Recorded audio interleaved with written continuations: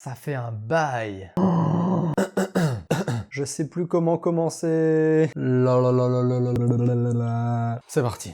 Yo tout le monde, c'est Marco, j'espère que vous allez bien, et surtout que vous n'êtes pas mort depuis le temps. Dans une vidéo précédente, j'avais essayé de répondre à cette question.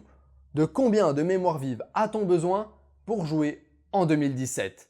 Et d'ailleurs, certains d'entre vous m'avaient fait remarquer que j'aurais dû effectuer tous mes tests en dual channel afin de rester cohérent. C'était un excellent point, et je vous avoue que j'avais totalement oublié ce facteur-là, et ça a pu introduire quelques variations au niveau des résultats. Mais qu'on se le dise entre vous et moi, ça n'aurait clairement rien changé à la conclusion. 16 Go de RAM, c'est le must pour 2017, voire certainement pour 2018. Et donc aujourd'hui, on va s'intéresser à un autre aspect de la mémoire vive, la fréquence. Allez, c'est parti!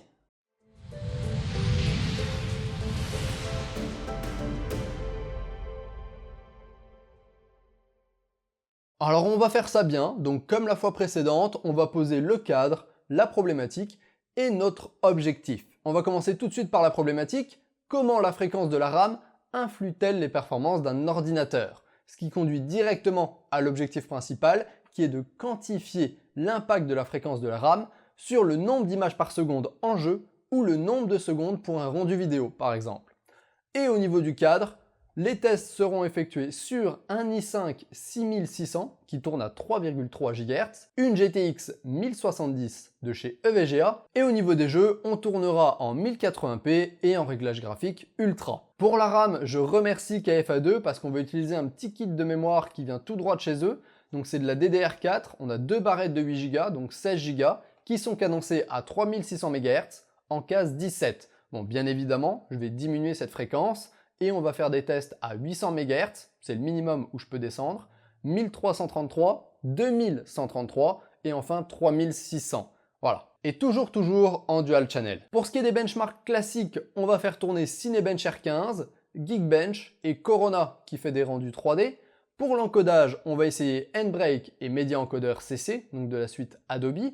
Et pour le jeu vidéo, j'ai choisi GTA V, Battlefield 1, Total War Attila et Cities XL, des jeux qui sont tous très demandeurs en RAM. Et pour répondre à tous les sceptiques qui se poseraient la question, parce que je sais qu'il y en a, non, je ne vais pas jouer avec les latences CAS dans cette vidéo, parce que sinon ça fausserait toute l'expérience. On va s'intéresser juste et seulement à la fréquence de la mémoire vive. On pourra faire une autre vidéo où je pourrai jouer avec les latences CAS, et par exemple voir si 800 MHz en CAS 4, c'est aussi rapide et aussi performant que 3600 MHz en case 14, parce qu'on aurait la même latence effective, qui est entre parenthèses le temps de cycle fois le CAS, mais est-ce qu'on aurait quand même les mêmes performances? Donc ça pourrait être le sujet d'une prochaine vidéo.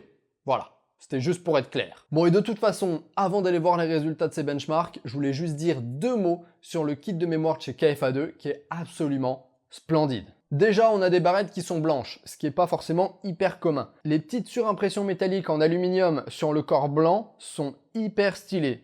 Et de manière générale, les barrettes en jettent carrément. J'aurais juste aimé que la petite partie supérieure sur le dessus de la barrette s'illumine légèrement en blanc pâle, et là ça aurait été vraiment parfait. Mis à part ça, le package est super clean, rien à redire, la RAM est bien présentée, bien protégée. KFA2 a fait un super bon taf là-dessus.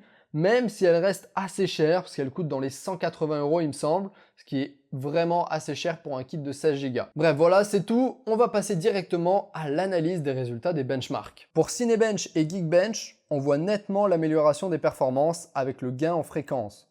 Le boost d'ailleurs, il est clairement plus visible en calcul multicœur, parce que notamment les accès à la mémoire sont plus nombreux. Vous avez les 4 cœurs de l'i5 qui la sollicitent et essayent d'avoir accès aux informations au lieu d'un seul quand on est en single core. Quand on se déplace sur une utilisation un petit peu plus pratique, comme du rendu 3D ou encore du rendu vidéo, donc de l'encodage, c'est encore plus frappant. On a un énorme gap entre 800 et 1300 MHz, que ce soit sur N-Break ou sur Media Encoder CC. Donc grosse amélioration entre ces deux premières fréquences, puis des améliorations un petit peu plus légères pour les paliers suivants. Ensuite, la différence de temps entre 2133 MHz et 3600 MHz pour du 1080p, elle est plus petite que pour un rendu 4K.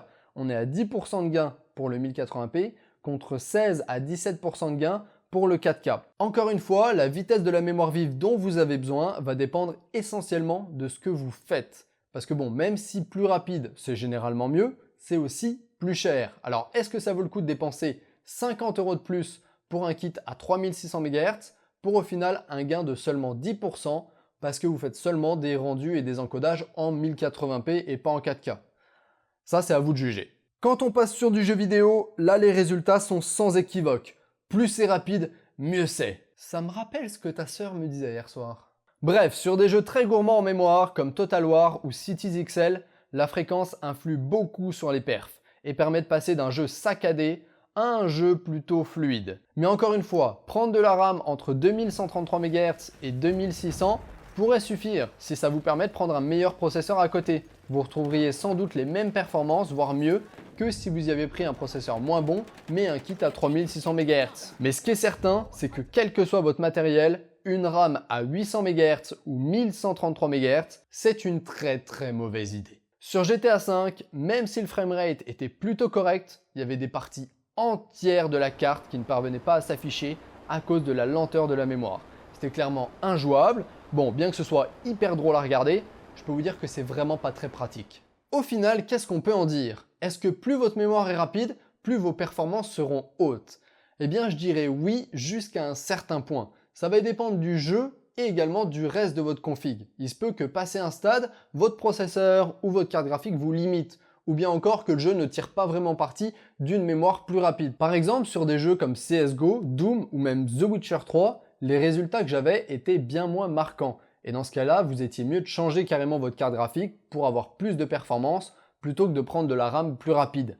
J'avais vraiment choisi des jeux qui étaient très gourmands en mémoire vive. Ce qu'on peut voir en plus sur ces benchmarks, c'est que si on trace la moyenne des gains en performance par rapport aux gains en fréquence de la mémoire vive, on va obtenir une espèce de courbe à l'allure logarithmique. Ce qui veut dire que plus on est haut en fréquence, moins le gain en performance est élevé. On va donc avoir une énorme amélioration de performance en passant de 800 à 1300 MHz.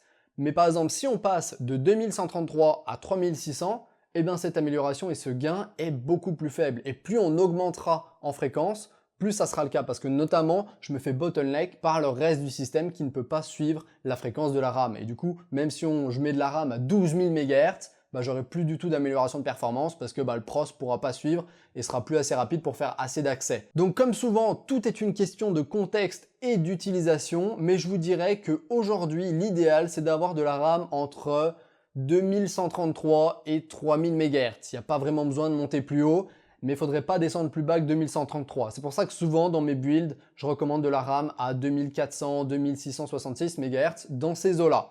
Voilà, vous avez la réponse, j'espère que cette vidéo vous aura plu, n'hésitez pas à liker si vous avez liké, disliker si vous avez disliké, comme d'habitude, laissez vos questions, remarques en commentaire. Et sur ce, moi je vous dis, à ciao, bonsoir.